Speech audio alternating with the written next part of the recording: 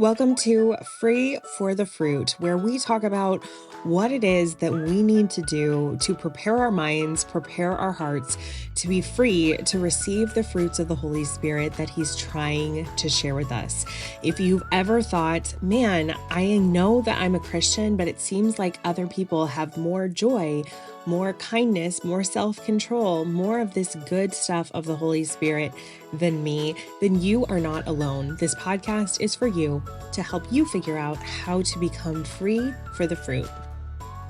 Hello and welcome back to today's episode of Free for the Fruit. We've got a brand new month, so we've got a brand new topic to talk about today. Our declaration from our Truth Bands Together subscription is a great one this month. This is a declaration that I say on a regular basis, and this is the one probably that I've seen the most change in how I live my life from really incorporating that into how I go about my day. So I'm really excited to share about it with you.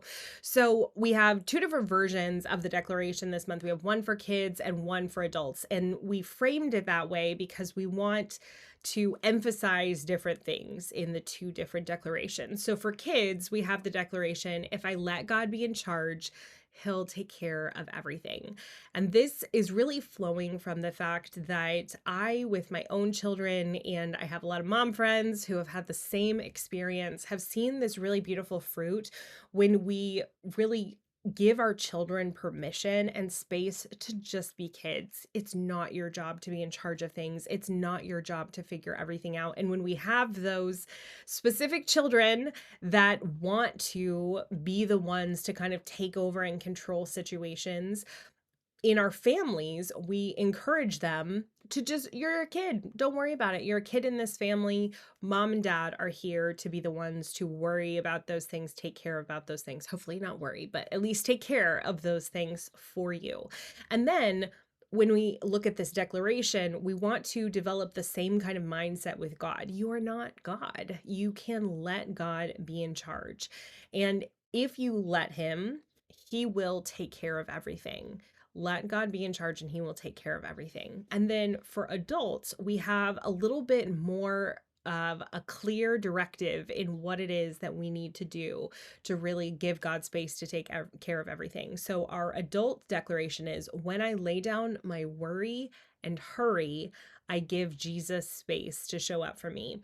This is such a specific take on trusting God, and I absolutely love this. I was first introduced to this idea of specifically not hurrying. I was very familiar with this idea that we should not worry because there's lots of different things from the history of the church about really not worrying and not relying on yourself to solve problems, or the old adage that worrying is like being in a rocking chair where it makes you feel like you're doing something but you're not really going anywhere.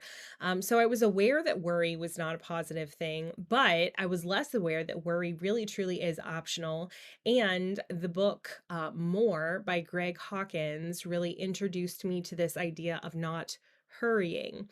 So if you're not already a subscriber to our email list, I'm going to share a awesome story that I have from right after I read the book More, that I'm going to share with our email list here today, actually.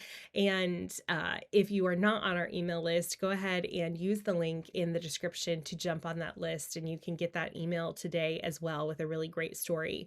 But I'm actually going to tell a different story today based on, or I guess following from the events that I share in the email today. So in a nutshell, I listened to the audiobook of More by Greg Hawkins on the way to a conference. And so from that trip on, and that trip was kind of my initial crazy story about not worrying and not hurrying that I'm sharing in today's email.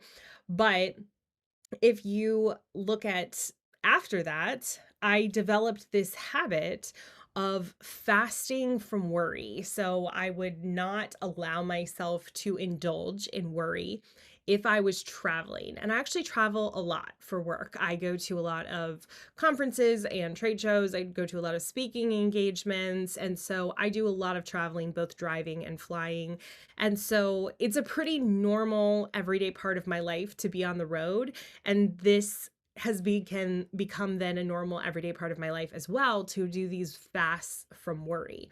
And it's always easier for me to do this when I'm traveling, because I'm typically traveling alone, and it's just easier without kids in the mix. I'm really that's kind of the growth area for me and for a lot of parents, is letting go of worry around stuff that involves our kids, because that is a real challenge. But I'm baby steps, starting with letting go of worry, very specifically around my own travel, my own safety, those things.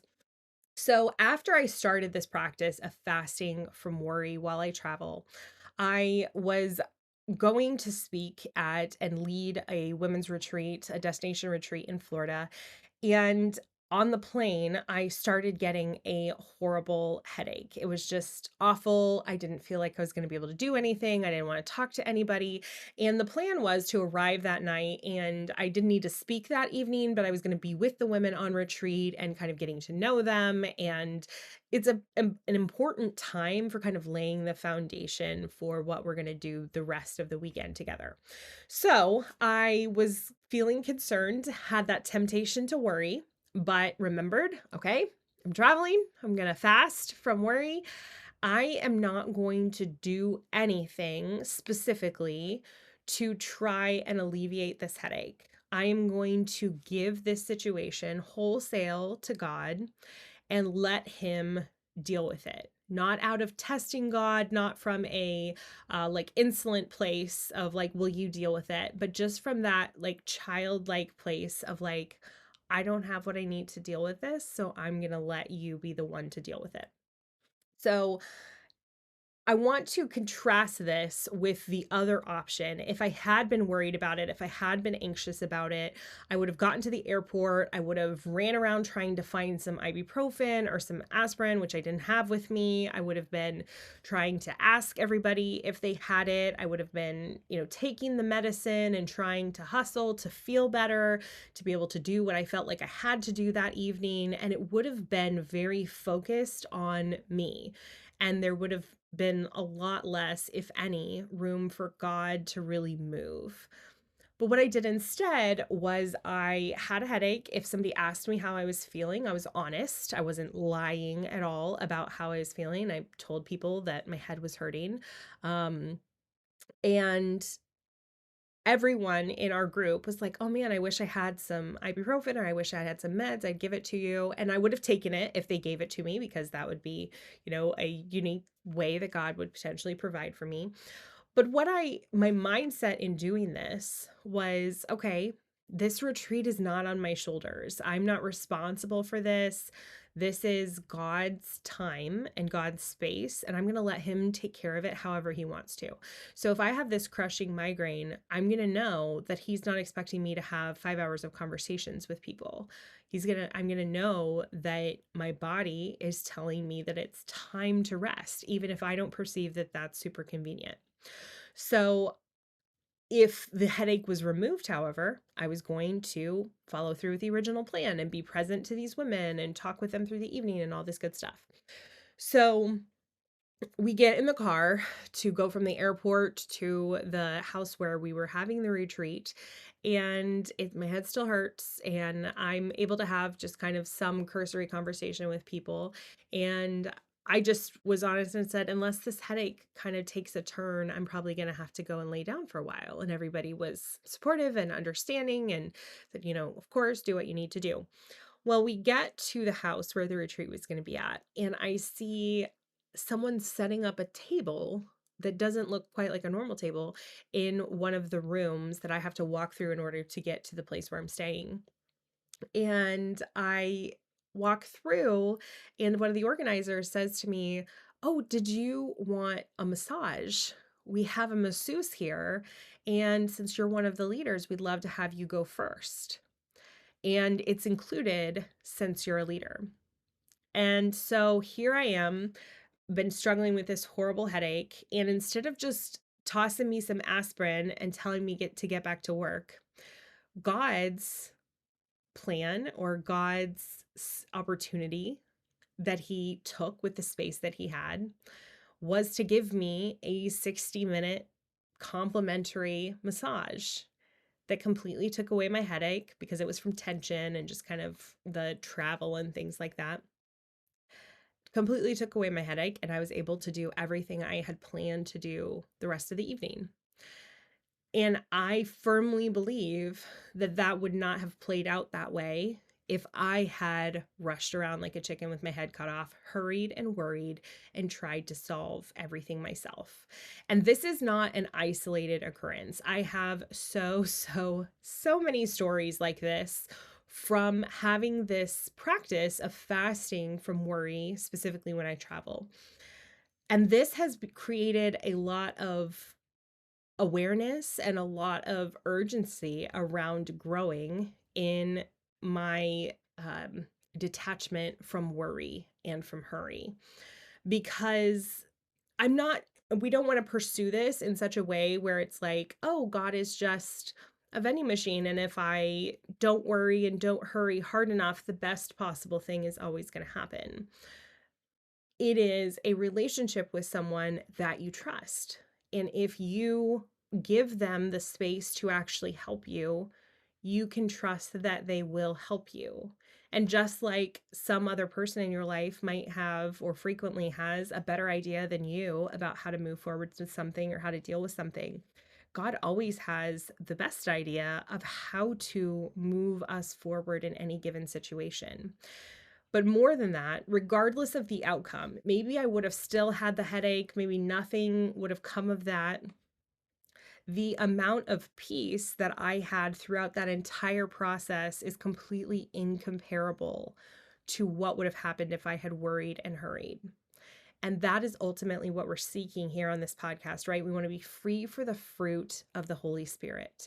And so, even in the midst of my headache, I was able to experience the generous, huge outpouring of this gift of peace because of my decision of my will to refrain from worry and to refrain from hurry, that created the space for me to experience the fruits of God's Spirit. And then, added bonus, had a beautiful outcome.